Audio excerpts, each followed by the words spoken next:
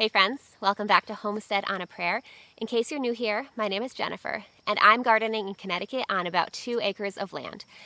Now, just a couple months ago, this whole garden that you see behind me was nothing but grass.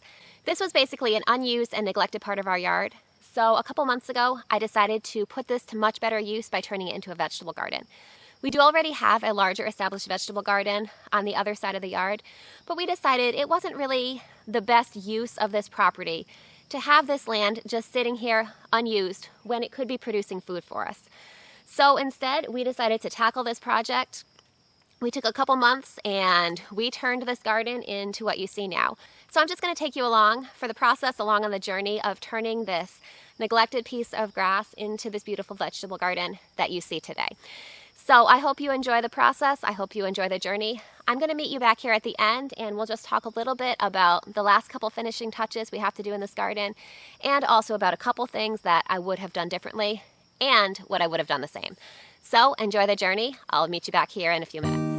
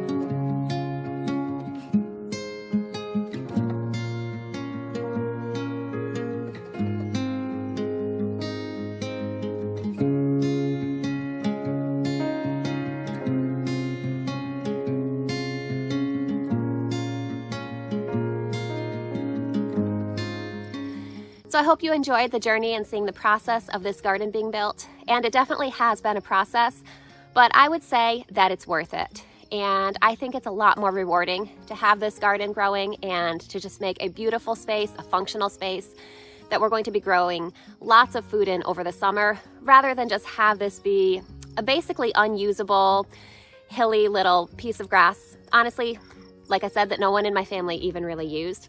So I think we definitely made the right choice. That being said, there are a few things that I would have done differently about this garden if I started over, and there are a lot of things that I would definitely have done the same. I really do think that raised beds were the right choice for this area, partly because given the topography of this land, an in-ground garden would have been quite a bit more work. Also, given the fact that we really wanted to have this garden functional and producing food for us this year, I think we were able to achieve that a lot more easily using these raised beds than we would have had we started an in-ground garden. This is also going to be a lot less maintenance. You saw that I used weed fabric down on the walkways and covered them with wood chips. The raised garden beds are lined with hardware cloth to keep out voles and other critters that would be likely to chew on our vegetables as they grow. So I think that all of that is going to lead to a lower maintenance garden than it could have been. Now, that being said, there are a couple changes that I would have made also. I really do love these 3 arch trellises in the garden. That being said, these 2 line up perfectly, and this 3rd one at the beginning here isn't quite symmetrical, and it does bother me a little bit. So if I were to do it again, I'm not sure honestly if I would have been able to change it or not, but I would have at least looked for the opportunity to change it. It basically ended up working out that way because the patch where the asparagus is, I did attempt to establish the previous year as a mini no-dig garden bed. So that combined with the fact that this corner here was really challenging, and I think the only way I could really make it work was to use a raised bed garden here, but a slightly smaller one than the rest of the raised beds that we have in the garden. So honestly, it does bother me a little bit that it's not symmetrical, but I think it's something I can live with. So I think a bigger problem is, you see here, this is where we established the new asparagus patch, but right on the other side of this walkway, I have a raspberry patch, and some of the raspberries sent out runners to kind of invade the asparagus bed, and I don't really think, honestly, there's anything I can really do about it. Even if I pull out these specific plants or these specific shoots, they'll keep sending more. And I don't know if that bodes really well for the asparagus. So I think if I'd really had this whole garden design in mind when I first planted that asparagus patch, I would have done it somewhere farther away from the raspberries. So I don't know if there's really much I can do about that now. I may end up at some point having to transplant my asparagus into a different spot.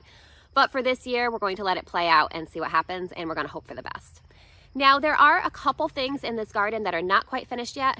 I wanted to show you how it looks so far because honestly, I don't know if we're going to be able to get all of the little things finished this season. Some of it may have to wait till next season. So I'll show you the last little finishing touches that we have to do. And honestly, then we're just going to enjoy this garden.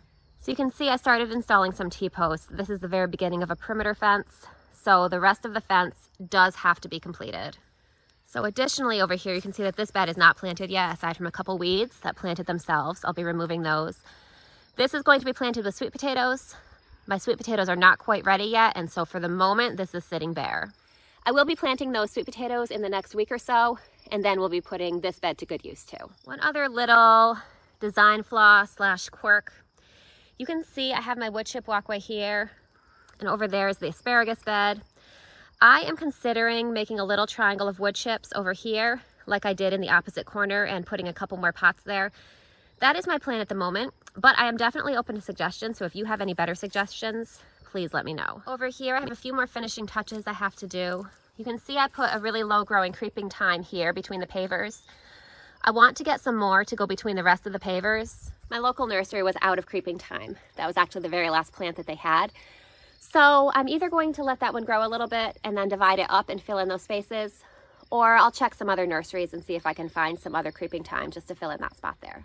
And then right here in the corner, I need to put a nice, I think I'm going to put a nice big perennial plant, something deer resistant here. And then honestly, I think that's it, aside from just letting everything grow and planting a couple more seeds here and there. I think the garden's pretty much finished. So thank you so much for joining me in my new garden today. I really enjoyed sharing the process and all the progress with you.